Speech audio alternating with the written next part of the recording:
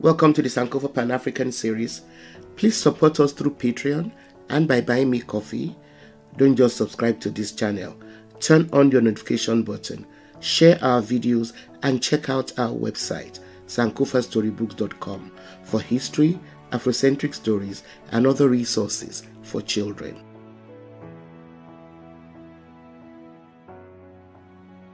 In the early hours of December 21st, 1949, in the town of Yaku in Upper Volta, which is now Burkina Faso, Joseph and Marguerite Sankara welcomed their son, Thomas, the third of their 10 children. Thomas's parents were of Mosi ethnicity, the largest ethnic group in Burkina Faso. Joseph was a gendarme and Marguerite a full-time housewife. Thomas's early life was marked by poverty and struggle. His family was not wealthy and he had to work hard to get an education. He attended primary school in Yako and then went to secondary school in Bobo Dioulasso. He was studious of Mahatma Gandhi and Martin Luther King Jr. from an early age. He was also particularly interested in history and politics. Sankara was raised in a devout Catholic family, and his parents wanted him to become a priest. He had always been fascinated by the military and the idea of serving his country. The military was popular at the time as it had just ousted a despised president, Maurice Yameogo. Sankara's interest in politics was awakened at an early age. When he was in secondary school, he became involved in student politics and was known for his strong opinions and his willingness to speak out against injustice. He was particularly concerned about the poverty and inequality that he saw around him, and he became convinced that change was necessary. Sankara therefore joined the military, believing that it was an avenue for fighting inefficient and corrupt bureaucracy, counterbalancing the inordinate influence of traditional chiefs, and helping to modernize the country. Another attraction which the military had for him was the fact that they offered a scholarship which was essential for Sankara, who couldn't afford further education without one. He took this with flying colors. In 1966, Sankara entered the military academy of Kadiogo in Ouagadougou. He was only 17 years old and one of the academy's first set of cadets. During his time at the academy, Sankara witnessed the first military coup d'etat in Upper Volta, led by Lieutenant Colonel. At their military training, the recruits were also taught by civilian professors of the social sciences, including Adama Touré, who had progressive ideas and invited some of his brightest and politically inclined students, like Sankara, to join informal discussions about imperialism, socialism, and communism. These discussions exposed Sankara to a revolutionary perspective on Upper Volta and the world, which he found inspiring.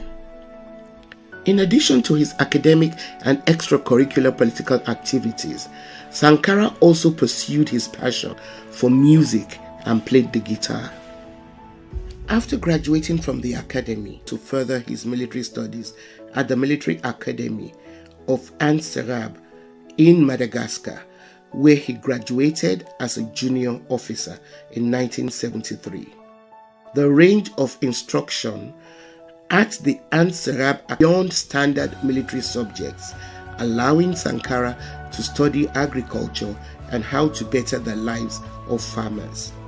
He also read extensively on history and military, shaped his interpretation of Burkinabe political history. Sankara's journey from a devout Catholic upbringing to Becoming a military officer exposed to revolutionary ideas was not an easy one, but his determination to serve his country and make a difference drove him forward. Little did he know his journey was just beginning. Thomas Sankara was highly principled, and he returned to his homeland in 1973, ready to serve his people. He soon found himself fighting in a border war against Mali in 1974. In spite of the danger, Sankara showed incredible bravery and was hailed as a hero for his performance in the war. However, as time passed, Sankara's perspective on war changed. He saw it as an ineffective way to real progress and realized that he needed to find other ways to bring about the necessary changes that his country needed. Known for his love of music and riding motorcycles, he drew on his artistry and became a beloved popular figure in Ouagadougou, the capital, called Tout à coup jazz. Thomas Sankara and Blaise Compaoré met in 1974 as young soldiers when Compaoré was posted north of Ouahigouya immediately after the war against Mali. They developed a very close friendship based on their shared vision for Upper Volta, but it was a friendship that would prove fatal. In 1976, Sankara was appointed commander of the Commando Training Center in Po, a position of great responsibility. But he proved himself worthy of the challenge. Along with Compaoré, Henry Zongo, Jean-Baptiste Bokri Lingani, Sankara formed the Communist Officers Group, or ROC, a group dedicated to making positive change in Upper Volta. The charismatic Sankara soon emerged as the group's leader. He saw firsthand the poverty and exploitation that plagued his country and was focused on making a difference. Sankara's political views continued to evolve during his time in the military. He was deeply influenced by Marxism and saw it as a way to bring about social and economic equality in his country. He also became increasingly critical of the French colonial legacy in his homeland and other African countries. Sankara's journey into politics began when he was appointed Secretary of State for Information in the military government in September 1981. He was thrilled to have the opportunity to make a positive impact. On his first day in office, he rode his bike to the cabinet meeting, reflecting his humble roots and his commitment to serve the people. However, Sankara's strong convictions and principles led to his resignation on the 21st of April 1982, less than a year after his appointment, because he could not tolerate the regime's anti-labor policies that he decried in his passionate resignation speech, declaring that those who silence the people would face misfortune. In spite of this setback, Sankara's unwavering dedication to his people and his country continued to guide him. In January 1983, he was appointed Prime Minister, a position he took with great pride and determination. However, he soon became disillusioned with Ouedraogo's government and began to speak out against it. He was particularly critical of Ouedraogo's close ties to France and his failure to address the poverty and inequality that was rampant in Upper Volta, like in other former French colonies. Inevitably, his tenure was again brief, and he was dismissed from his post and placed under house arrest in May 1983. His dismissal was preceded by Jean-Christophe Mitterrand's visit. Jean-Christophe was the son of the French president and an African affairs advisor. After Mitterrand's visit, Sankara was placed under house arrest along with Henri Zongo and Jean-Baptiste Bukari Lingani. It would have been a stunning fall from grace for others to be cut down from a meteoric political rise, but Sankara was made from a unique mold.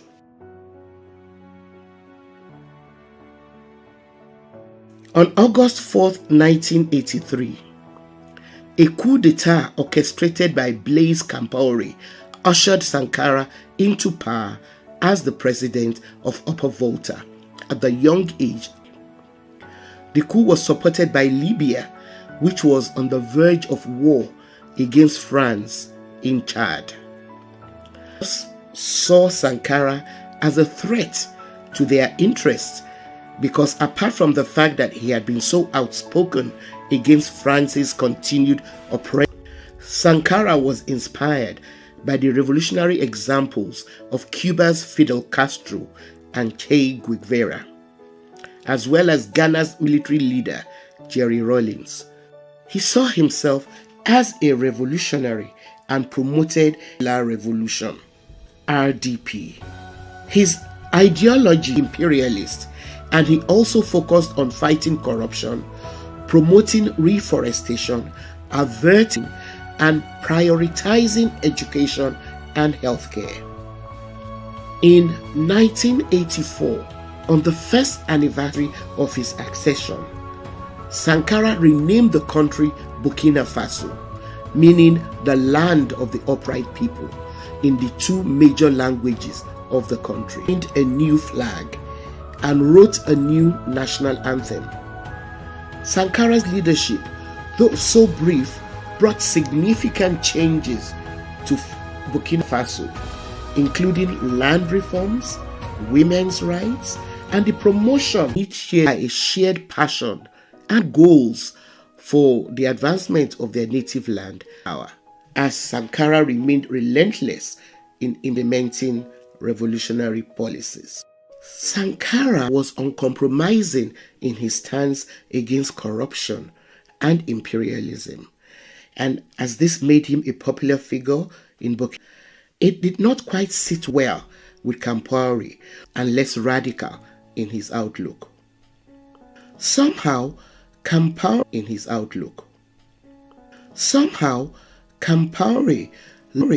lost the fervor that had once ignited their friendship. Deteriorated further when Sankara discovered Compaoré had no choice. 1986. Matters came to a head in October 1987 when the charismatic Thomas Sankara, leader of the newly renamed Burkina Faso, was assassinated in a coup led by none other than his former best friend Blaise Compaoré. Sankara was attending a meeting with the Conseil d'Entente when he was targeted and killed by his assailants. According to Haruna Traoré, who was the only survivor of the assassination, the attackers singled out Sankara and executed him. They then opened fire on other attendees, resulting in others. Sankara's body was quickly buried in an unmarked grave without any official ceremony. The haste with which his body was disposed and the lack of transparency surrounding his death confirmed speculations and conspiracy theories about the circumstances of his assassination. There have been allegations regarding the United States, Sankara's advocacy for African independence, and opposition to neo-colonialism of France. Similarly, there are allegations that the CIA plot to kill him. Blaise Compaoré's dedication to reverse the progress that Sankara made through his own policy of rectification, announced as the leftists Sankara have continued to fuel belief that he was a tool for Western imperialist agenda. Sankara's widow, children, had to reverse the trajectory of Burkina Faso for good. Blow to his supporters and admirers who read him as a visionary leader dedicated to the social wider African continent. The passage of time, Thomas Sankara's legacy in Faso and around the world, and African higher progressive and intellectuals around the world. In spite of their once close, Sankara and Compaoré ended up on opposite sides. Of history. Thomas Sankara continues to the dark history of leaders who were assassinated with the support of the U.S. To illustrate, in 1959, the CIA set up a dedicated Africa division whose purpose was to secure America's power across the African continent using any means necessary. It's therefore not surprising that between 1961 and 1973 alone, descendants leaders were ex-colonial rulers, including Patrice Lumumba. Please check out our episode on this dynamic African leader.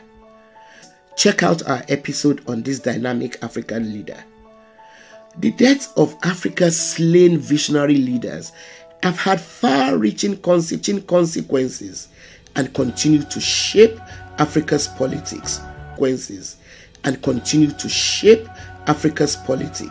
To this day. If you're interested in knowing more about the complex relationship between Western powers and African politics, please keep watching this channel. Our next episode will expose more stories behind some more of them. If you like this video, please support us through Patreon and to bring you this series. Subscribe, turn on your notification with all your contacts, and keep your comments coming.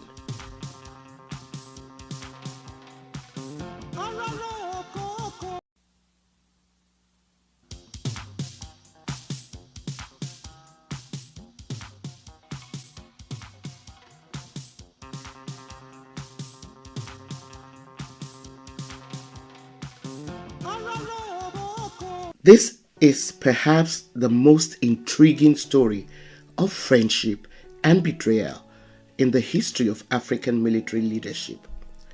A friendship which started out based on shared patriotic ended in tragedy and betrayal.